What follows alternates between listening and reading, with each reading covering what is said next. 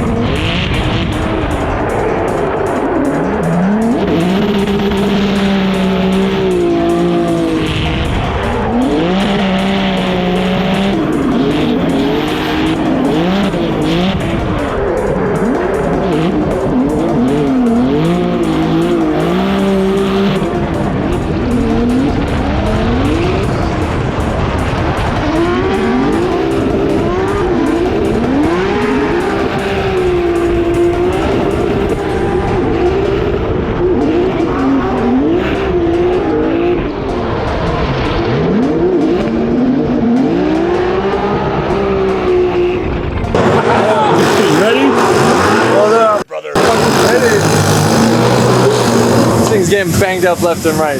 Keep it drifting. Why? What damage did you get? A little scrape on the back.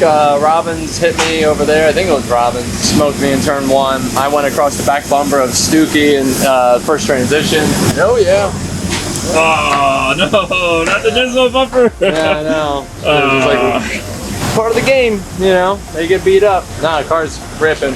We threw like 2 changes at it, like the one versus the other. The other one was like just like a last minute like compromise on the last lap to see what it would do. Did pretty much exactly what I thought it would do. And also one quick thing, how do you feel about the new format? Does this feel weird? No, it feels like a Thursday for us, you know, like a practice day, and then we compete tomorrow. But yeah, no qualifying is a little interesting. Obviously always had qualifying, and all except for 2020 and all except for 2016 here in Long Beach was the only time qualifying was ever canceled because it was raining. And about like 18 cars went into the wall in the first hour of practice. Oh. Yeah, because it's a parking lot, you know, so all the oil came up and it was like, I like driving in the rain. Yeah, that morning it was just freaking teacups. There was just no connection to the ground because all that oil from the parking lot coming up. Perfect timing, Josh. Oh, hey, what's up? Wow. Oh, Hey. Oh, buddy. Wow. Who's this guy? Hey, while you're here, the front bumper needs a little bit of love. Already? So I'm glad that you popped up. Son of We messed up your car already. Yeah. Sorry. Go look at the pizza. The pizza's pretty good around here. Yeah, 1 out of 10. My bad. Track pizza though, like 7 out of 10. How was practice? Solid. Yeah, we're a little more scuffed up than we used to be. Yeah? I'll have to check it out, dude. Brand new car, but that's how it goes. We right? knew that was gonna happen. Yeah, we did. But no, the car's doing great. We're playing around with some grip. The car's got a ton of speed in it right now, so we're actually pulling it out. Yeah. Doing a sway bar change, some pressure change, shock change. Yeah. Trying to get it. Blow this pony up. Well, let me see now. I'm vlogging you. I'm out here TMZ, you know what I mean? I'm just like trying to get behind the scenes for my people, so I think hopefully this vlog will actually be pretty sick. They're gonna love it.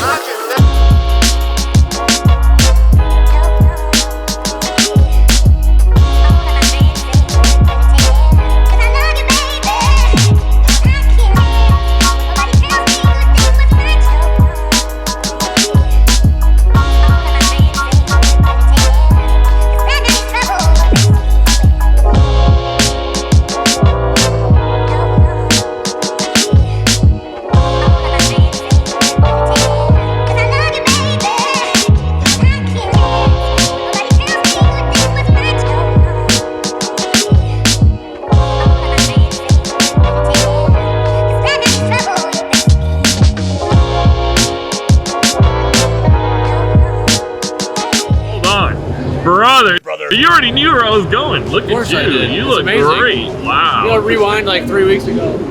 What? People are yelling. But you know Mustache what? is unfazed though. Yeah, mustache doesn't like yelling. Here we go, three-time champ Christopher Forsberg versus Adam LZ. This is gonna break the internet. This should be a really fun one. You know, Forsberg and his all-new Z looking good, new livery in that Nismo NOS energy drink, all-new Z. Chris Forsberg will lead, Adam LZ giving chase. Let's see what we got from these two legends coming into that first outside zone. Adam LZ drops back, he rotates. And that's going to be a major deficit as Forsberg continues on. And it's all new team. Forsberg dialed right now. He's got the VR setup, the GTR. They got the 2J under the hood of the BMW. But that mistake right out of the gate, that is definitely going to hurt. Like he had the power. I want to see here. So he's got the power. And then as he comes through it, the car just over-rotates, but he doesn't get on when he should have. So I don't know if the car popped out of gear or something, because he does get it back in. But looking at Chris's lead run after obviously the mistake happens, the first initiation looked good, but yeah, just kind of disappeared. So Chris not super deep through outside zone 1, much better through outside zone 2, pushing the car nice and wide, about 2 feet off the wall through 3. Touch and go looks pretty good, and then able to get around. So there is room for Adam to be able to come in here and do something better. He's doing Drift Masters and he's doing FD. So he's kind of bouncing around the world. LZ World Tour. Here we go. Drift HQ, BMW, Adam LZ. Oh, wow. He really threw it in. He hates that trunk, man. I don't know what that trunk did to him, but he beat that thing up yesterday and today. And Forsberg unfazed. Absolutely unfazed, even going hard into that wall. I mean, Adam, I don't know what that trunk did to you, but man, he's really taking it out on that thing. And you can feel the frustration out of Adam through the car, and he definitely took it out on the back end of that car. It's a big initiation. I look at like 90 degrees, gets back on the throttle, sees it, flicks the rear end out to get it to the wall, smashes the bumper once, smashes the bumper twice. Unfortunately, doesn't give him a great line through 3, but then into the touch and go, looks pretty good. And then right here, eyes up the wall, says, one more. Yep. Yeah, no need for the rear end. He's got time to fix it, so we're good. For Forsberg, unfortunately, or unfortunately for LZ, fortunately for Chris Forsberg, that mistake, and there it is. Chris Forsberg gets the win. Job, boys. I don't know what that trunk did to you, but man, he's really taking it out of that. Wow, no one loves the cameraman, huh? No one hugs me. I got you. Yeah, Brandon's the only one, man. Yeah, you know exactly what we're posting. I know, right? They call it like this. Yep, you know exactly what we're doing. Yeah. Oh, sorry. Jeez. Yeah, dog. Yeah. Hell yeah, dog. 1 down, 4 to go, or 5 or Yeah, some type of number. Well. 5. Some. Yeah. I don't know. Still stashing. Oh yeah, things are good. I'm eating beef jerky, so nothing can be bad right now. Chris, when are we all gonna get matching mustaches? Oh, well, I already got one. I just got a little too much. We all got one, actually. Yeah, no, that ain't not happening. Sorry. We're just carrying some extra load.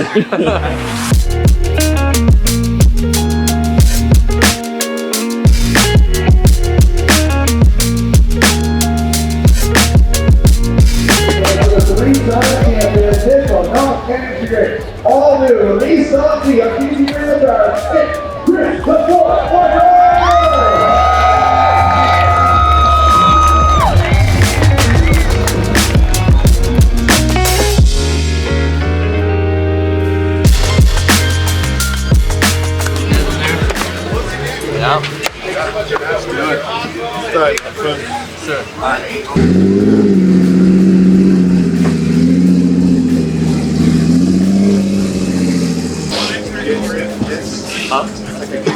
the Rain, and it's just coming and going. So that's why we were basically instituting sight laps if they want to request them. And again, right out of the gate there, it's pretty interesting. So Look at the stats here. Chris Forsberg and Rome. It looks like they got 1-for-1 overall matches here today. Here we go. Chris the Force Forsberg, all new Z on GT radial tires out front. Initiates in that first outside zone. He's looking real smooth earlier.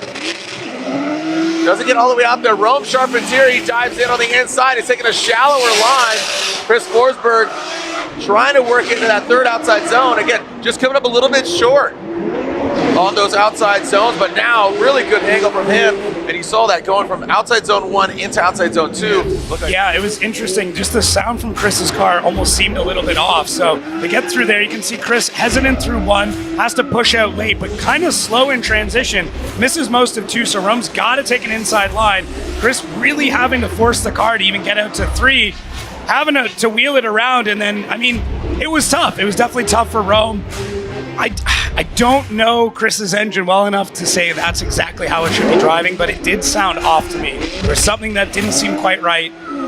Maybe I'm looking too much into it, but I've seen Chris all this week, and this is not his driving.